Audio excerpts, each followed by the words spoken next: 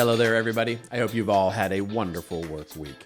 So what's really going on with generative AI in marketing? Well, I wanted to know, so as one does, I went out and I asked generative AI, what's really going on with generative AI in marketing? I mean, is it actually getting integrated into marketing and content strategies, or where are we? And, well, no surprise, Gen AI reassured me and said, don't worry, Robert, yeah, it is really happening. And in fact, Statista says 73% of companies are already using generative AI in their marketing campaigns. And Capgemini's research found that 60% of organizations are either implementing or exploring the use of generative AI in marketing. Accenture, the big consulting firm, just this last week at Adobe Summit, well, they announced that they've launched a new service that are, I quote, based on Adobe's integrated content supply chain technologies to help marketers more effectively create and deliver content that provides personalized customer experiences at scale.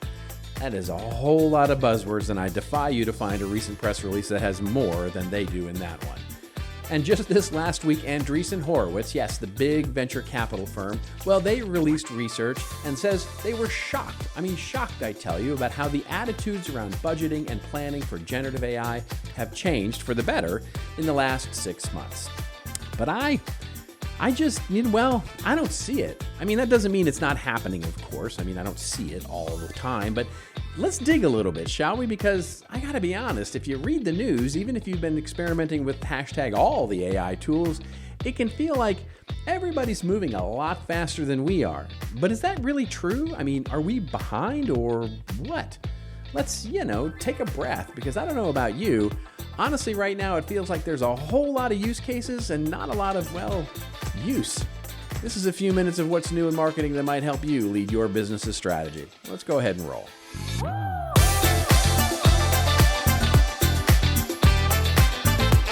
Hello, everybody. Robert Rose here with What's New in Marketing. It is what's new in marketing, but most importantly, it's something important in marketing that we think may help you become a better marketer. And if we can help you or your team with content marketing services, including custom training, consulting, ongoing implementation of your content marketing approach, well, just get on over to contentmarketinginstitute.com, fill out that form, and let's have a chat. So, okay. It seems that you really can't even go a day without some news coming out about how AI and how it's going to fundamentally change the way that we do marketing. The pressure is on. I mean, there are tools to test, new features to try out, use cases to assemble. I saw a video about a month ago at a conference where Anthropic founder Benjamin Mann, well, he said this. We've been really impressed at how even the largest companies in the world, and not just in tech like Salesforce, but also banks, retailers, etc., are moving with this technology where for example, one large bank that we were talking to, they came to us and they said, we've talked to everybody in our company and we have 500 different use cases that we want to apply large language models to. That's really incredible, and they don't even know where to start. So let's be clear. If you're an enterprise customer and you're going to a technology vendor with 500 plus use cases of the application of any technology, that's not just useless, that's counterproductive. I mean, that's literally the definition of tell me you don't have a strategy without telling me you don't have a strategy. So 2 weeks ago, Andreessen Horowitz, better known as A16Z, the big venture capital firm, well, they came out with research. And what they found was amazing. Well, they were amazed anyway. They found that, one, budgets for generative AI, well, they are skyrocketing, apparently. That's because of all these promising results that have come out of the Gen AI experiments over the last year.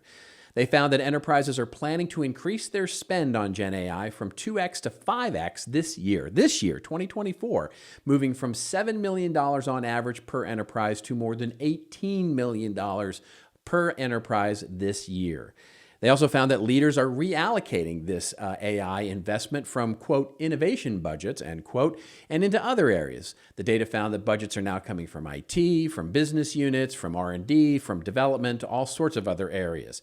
A16Z said that this was more indication that there would be significantly higher spend on Gen AI, not really explaining how they got to that conclusion. But anyway, there are other areas of this study that are pretty eye-opening to be sure. I'll also mention that they found that enterprises 6 months ago were experimenting with one model, citing mostly, ChatGPT from OpenAI. But now they said that companies are testing 3, 4, perhaps 5+ models simultaneously. Now, they cite their research to say that most enterprises, well, they are building, not buying apps right now. They say that enterprises, well, what they're doing is they're citing the lack of battle-tested, category-killing AI applications as one of the drivers for that build versus buy idea. We'll definitely come back to that one. And finally, A16Z believes that total spend on model APIs and fine-tuning will really grow to more than $5 billion of run rate by the end of this year. Now, they define that as custom enterprise apps, those ones that they're building, of course, and that connect into things like enterprise OpenAI or Azure or Gemini, I'm assuming. And they say that enterprises over the last 6 months have top-down mandates to find and deploy Gen AI solution. Mandates, I tell you, pressure. Let's get to it. Let's spend that money. Let's go. Let's take a quick breath, shall we? Now, of course, the obvious is obvious, and it's not lost on me. A16Z is obviously doing some content marketing here. I mean, the company has made at least 20 generative AI investments as of the recording of this, maybe even more, including a $400 million Series A round into French open source AI company Mistral. Now, side note here, the research talks at great length about how popular open source modeling is among Gen AI enterprises. How can he close me up? On what ground? I'm shocked to find that gambling is going on in here. You're winning, sir. Oh, thank you very much. Everybody out. Anyway, the company is one of, if not the biggest investors in Gen AI startups, including investments in OpenAI and so many others. And of course, they're going to evangelize for OpenAI saving the world. And of course, they need enterprises to feel that push to spend millions of dollars on doing exactly that. And I want to be clear that I don't fault them for that. I mean, maybe I do a little bit, but I also believe that generative AI is a transformative innovation. But I want us to also dig into beyond the clickbait headlines and any of these research reports and press releases and case studies, because what you usually find is a whole lot of, well, we believe that we will, ... We believe that we will spend more. We believe that we will save headcount. We will believe that we will ultimately transform the future of the marketing industry and all of those things. We believe we can save the planet. And again, I don't mind generative AI having a hype person or people.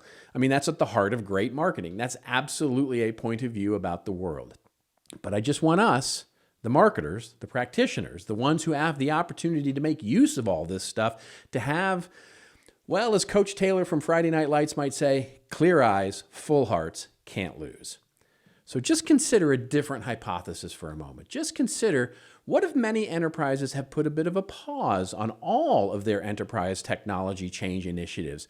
I mean, my own experiences in talking with technology companies, consulting firms, brands, well, that bears this out over the last year. The data says that growth in consulting firms like Accenture and others have slowed quite a bit. Research also shows that IT-related budgets are also down. We've all seen it. Add to that the complexity behind generative AI integration and, yes, the hype of experimentation at the user, perhaps even team level.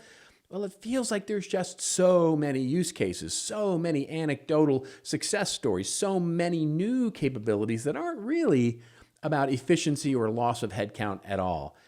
Maybe, just maybe, the real story of generative AI and the integration into content marketing is actually a lot slower than we would believe. I've been doing my own research over the last 6 months, asking my network, my clients, my training attendees, my colleagues, all about the actual use cases that they've been employing with generative AI. I've been assembling a list of all of these use cases. So far, I have 235 unique use cases for generative AI in content and marketing. Almost every one of them is super creative, interesting, and I can absolutely see the value in it. Well, that's not exactly true. There are some that I go, you could do that, but really, do you want to do that? But is that anyway, as I've said before, generative AI is not a strategy. It is an innovation, a transformational innovation that can be applied to a strategy. In marketing, it's almost always going to be part of a content creation or a content distribution or a content expression strategy. And for the most part, it's a new capability to do something that we either couldn't do without huge effort before, or it's a new capability to do something we already do regularly, but faster or more refined, or some way more efficient. In other words, we're still at the stage where generative AI is helping someone do something that they couldn't or didn't have time before, helping them do something that they considered menial before. It's a bit faster. Now, why is that important? Well, here's why. It's important because it explains then when we actually observe, rather than see the hyped up research, when we actually observe that companies haven't really been in a hurry to make enterprise-wide application or integration a priority, it's not because they're not in a hurry or they're not desperate to do something. They are, but it's because they don't know how yet. We don't know how yet. We don't even know what, quote, enterprise-level Gen AI even looks like for the most part. Whether we're a business of 100 or 10,000, it's just going to take time for us to figure out. And if businesses are still in the mindset of that change fatigue or absorbing all the change and technology that came out of the pandemic, well, nobody's in a big hurry to stick their neck up and say, hey, here's this big change project, and here's all it's going to entail.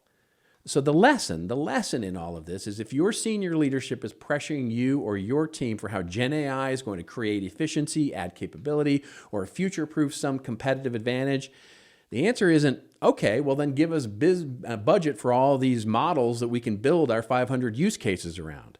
The answer is, give us a budget for the change management necessary in marketing and content operations for us to create a new strategy.